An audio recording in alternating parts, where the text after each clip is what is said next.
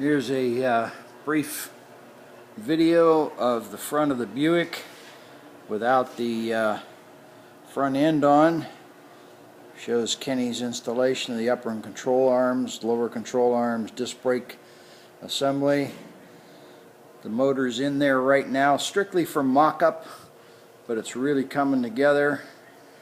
Here's a little shot of the brackets that Kenny made for the tilt front end, painted and installed. The transmission adapter. There's a picture. We're going to try to get back here. That little black thing between the transmission housing and the back of the engine block is a custom-made adapter plate that Kenny fashioned so that we could mate a 700R4 transmission with a 1970 Buick 455 motor. Something that took a bit of engineering, but once again the Ken Meister came through. Here are a few of the brackets that we're working on right now. This is still missing the front pulley on the motor, but you see the aluminum water pump, new distributor HIG or HEI, and some really cool custom bracketry that Kenny's mocking up right now for a serpentine belt installation.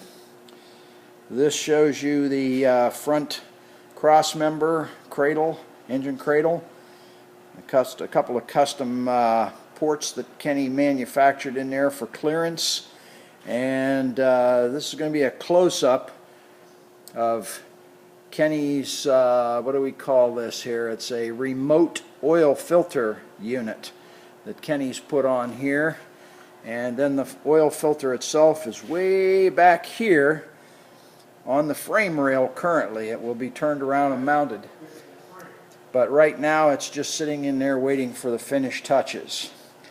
This is the passenger side upper and lower control arms. These are all custom made with, again, the disc brake assembly, and the front end is really coming together beautifully, almost finished.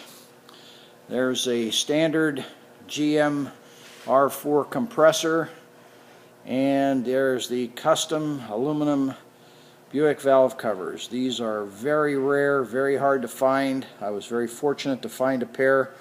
Bought them from a Mr. Poston, who was the original manufacturer of them. They are no longer available anywhere, so I consider myself privileged to have them. And finally, I hope that the detail shows up as we pan here. You can see the ultra smooth firewall indentation. In the event someone ever swaps this out and puts a big block Chevy with a rear mounted distributor, got the space to do it. And that's pretty much what we've got here on the front suspension currently.